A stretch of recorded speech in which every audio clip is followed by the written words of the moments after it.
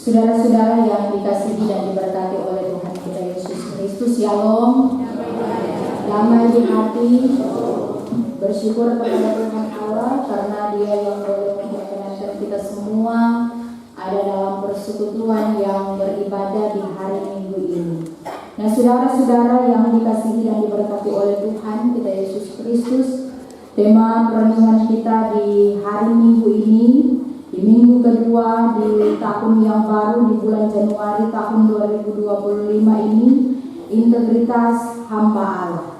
Nah, saudara-saudara yang dikasihi dan diberkati oleh Tuhan kita Yesus Kristus, tentu kita semua pahami, kita semua tahu bahwa integritas itu ialah berarti apa yang kita sampaikan, apa yang kita perkatakan itu selaras dengan apa yang kita lakukan. Dan hamba Allah di sini itu bukan cuma hanya mencakup tentang hamba Allah yang adalah sebagai seorang pendeta, guru agama, pelayan khusus, tapi sesungguhnya kita semua adalah hamba Allah. Kita yang adalah orang percaya di tengah-tengah kehidupan kita adalah hamba Allah.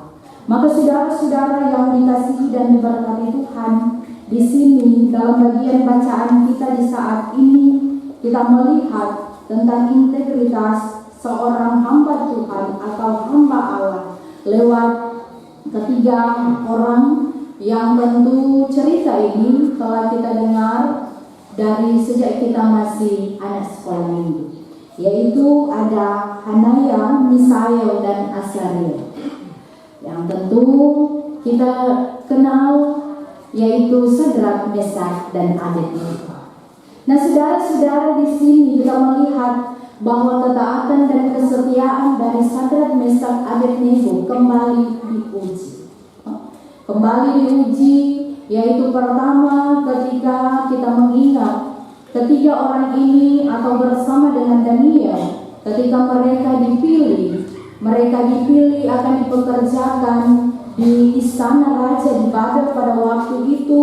Mereka dipilih dari orang-orang Yahudi tapi juga bersama dengan orang Babel. Mereka dipanggil, dididik selama 3 tahun agar supaya mereka boleh menjalankan pekerjaan sebagai pekerja yang bekerja di istana raja.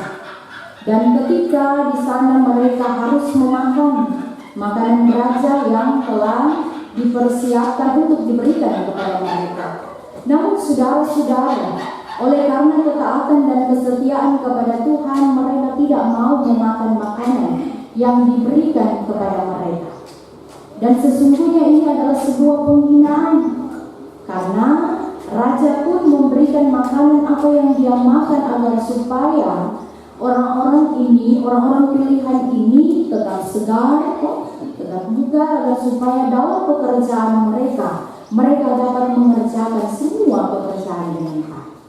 Dan saudara-saudara, mereka lebih memilih kalaupun mereka nantinya akan dihukum, biarlah mereka yang akan dihukum, daripada harus memakan makanan raja. Dan yang kedua ini tentu mereka harus diperintahkan harus menyembah patung emas yang telah dibuat, yang telah didirikan oleh Raja Nebukadnezar, yang dikatakan di sini dia memiliki 60 hasta tingginya dan 6 hasta lebarnya. Nah, saudara-saudara, mereka lebih memilih bahwa biar jodoran masuk di perapian atau di nyala api daripada mereka harus menyembah patung yang dibuat oleh Raja Nebukadnezar, atau daripada mereka harus mengkhianati Tuhan yang telah menolong mereka, Tuhan yang telah memelihara kehidupan mereka. Nah, saudara-saudara yang dikasihi dan diberkati oleh Tuhan kita Yesus Kristus, apa yang dapat kita pelajari dari perenungan kita di pagi hari ini, ketika kita belajar dari 3 orang ini, tapi juga dari seorang raja Nebukadnezar. Nah, saudara-saudara, pertama dapat kita pelajari di sini ialah kita dapat melihat seorang pemimpin yang egois. Kita dapat melihat seorang pemimpin yang egois, suka dipuji dan dipuja bagaikan dewa.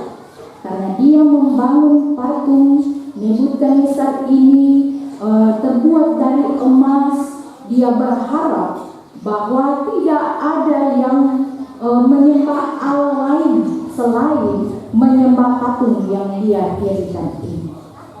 Dia melakukan semua hal untuk memuaskan hatinya, dan apa yang dia lakukan selalu dianggap benar. Sombong karena kekuasaan seseorang penguasa atau seorang penguasa yang angkuh dapat kita lihat dari pribadi Nebukadnezar dalam bacaan ini. Dan saudara-saudara, orang yang sombong itu akan direndahkan, dan akibat karena kesombongan dari Raja Nebukadnezar dalam bagian bacaan ini, kita juga dapat melihat bahwa dia dihukum oleh Tuhan Allah. Dia menderita selama 7 tahun dia menjadi pribadi atau orang gila. Namun saudara-saudara, dapat juga kita lihat di sini, sekalipun Raja Nebukadnezar dalam kepemimpinannya seperti itu, dia sosok pribadi pemimpin yang sombong dan angkuh, sosok pemimpin yang menginginkan bahwa penghormatan dan pemujaan yang hanya tertuju kepadanya. Namun ketika di waktu penyembahan atau ada penghabisan patung dan mengharuskan seluruh umat Tuhan untuk menyembah patung yang dia buat pada waktu itu, dia mendapati ada 3 orang Yahudi yang tidak mau menyembah patung itu. Namun saudara-saudara, sekalipun dalam kemarahannya, dia tidak langsung memberikan penghukuman kepada 3 orang ini.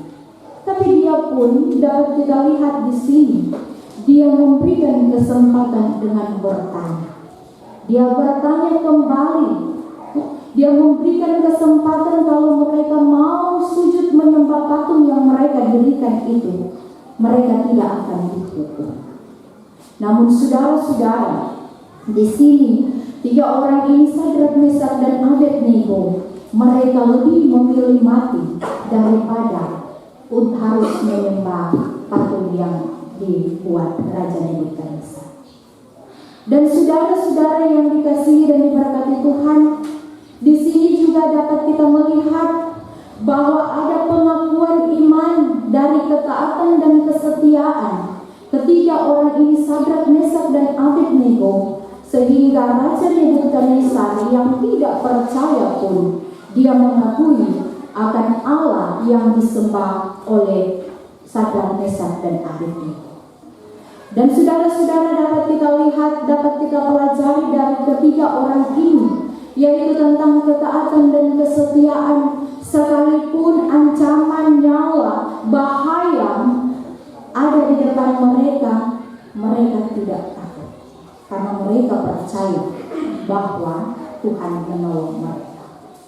Namun saudara-saudara, di sini juga menarik kita melihat dalam ayat 17 dan 18, ketika Raja bertanya kepada mereka, ketika Raja memberikan kesempatan kepada mereka, mereka mengungkapkan bahwa sekalipun mereka harus dihukum, mereka juga tahu bahwa ada Allah yang menolong mereka. Dan sekalipun Allah yang mereka sembah tidak menolong mereka, itu tidak melemahkan iman percaya mereka untuk harus menyembah patung itu. Nah saudara-saudara, ini menjadi bahan evaluasi bagi kita, bahan refleksi bagi kita ketika kita menjalani kehidupan, diperhadapkan dengan berbagai tantangan dan pergumulan. Ketika bahaya mengancam kehidupan kita, kita lebih memilih untuk mencari jalan lain daripada tetap berpegang, berkomitmen pada ketaatan dan kesetiaan iman percaya kita kepada Tuhan. Kadang ketika pergumulan persoalan hidup datang menghantam kehidupan kita dan kita berpikir bahwa seakan-akan tiada pertolongan dari Tuhan yang kita sembah, kita lebih memilih untuk mencari jalan lain.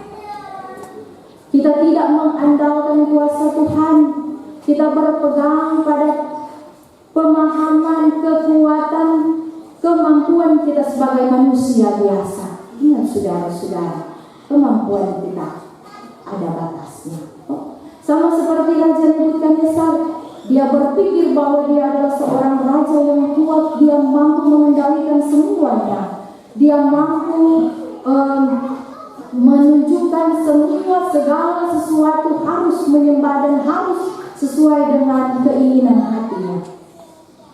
Tapi apa yang terjadi, saudara-saudara? Dia pun mendapatkan hal-hal yang tidak dia kehendaki bersama. Maka jangan kita berpegang pada pemikiran dan kekuatan kita sendiri. Berpeganglah kepada Tuhan. Berpeganglah pada perintah, berpeganglah pada kuasa Tuhan. Jangan pernah bersandar pada kekuatan sendiri.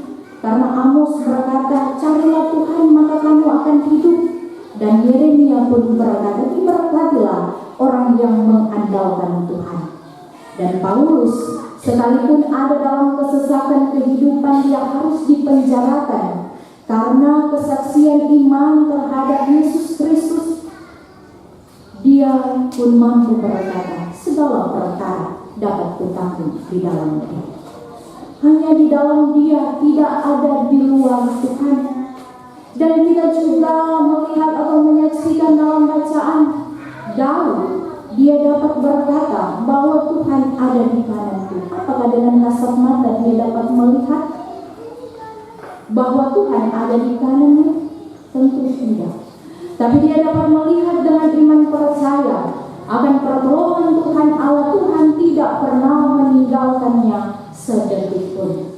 Maka saudara-saudara, jangan pernah mengandalkan kekuatan sendiri, tapi juga jangan pernah meninggalkan Tuhan. Karena sesungguhnya relasi kita dengan sesama, bahwa ada yang datang dan pergi, ada yang cuma sekedar singgah, ada yang cuma lewat begitu. Tapi relasi kita dengan Tuhan, Tuhan tidak pernah meninggalkan kita sedetik pun.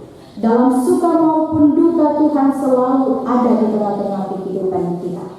Hanya kita kadang-kadang torang pergi, kadang-kadang torang datang. Torang pergi, torang datang dan pergi sesuka hati. Tapi Tuhan tidak pernah datang dan pergi di tengah-tengah kehidupan kita. Dia selalu menolong kita dalam keberadaan kehidupan kita. Maka milikilah iman percaya sama seperti dengan ketiga orang ini, Sadrak, Mesak, Abednego. Mereka mampu berkomitmen dalam iman percaya mereka. Mereka tidak mudah diombang-ambingkan dengan keadaan sekitar. Karena sekali orang, kalau ada di sekitar kita atau ketika diperhadapkan dengan hal-hal yang bikin orang takut, yang membahayakan kehidupan kita, dan ketika ada tawaran godaan untuk meninggalkan jalan Tuhan, untuk meninggalkan iman percaya kita lebih memilih hal yang demikian. Maka kiranya kita mampu berkomitmen dalam iman percaya sama seperti dengan Sadrak, Mesak, Abednego. Namun terkadang yang menggagalkan komitmen kita dengan Tuhan Allah karena sombong, saudara-saudara. Karena kesombongan kita sehingga menggiring kita pada jalan kebinasaan. Maka saudara-saudara, kiranya kebenaran firman Tuhan di saat ini boleh menjadi bahan evaluasi bagi kita semua sebagai orang percaya, sebagai hamba-hamba Allah yang telah dipercayakan, yang telah ditetapkan dalam tanggung jawab. Kiranya kita selalu memilih jalan yang benar, kiranya kita selalu melakukan hal-hal yang benar. Jangan hanya ingin menjadi seorang pemimpin hanya mau memuaskan hasrat dan keinginan kita, padahal kita melukai orang-orang yang ada di lingkungan kita atau di sekitar kita. Jangan pernah takut ketika ada bahaya mengancam kita, karena Tuhan selalu menolong sama seperti Dia menolong perapian api di Sadrak, Mesak, dan Abednego menjadi surga bagi orang percaya. Dan kiranya memberkati kita, memberkati firman-Nya. Amin.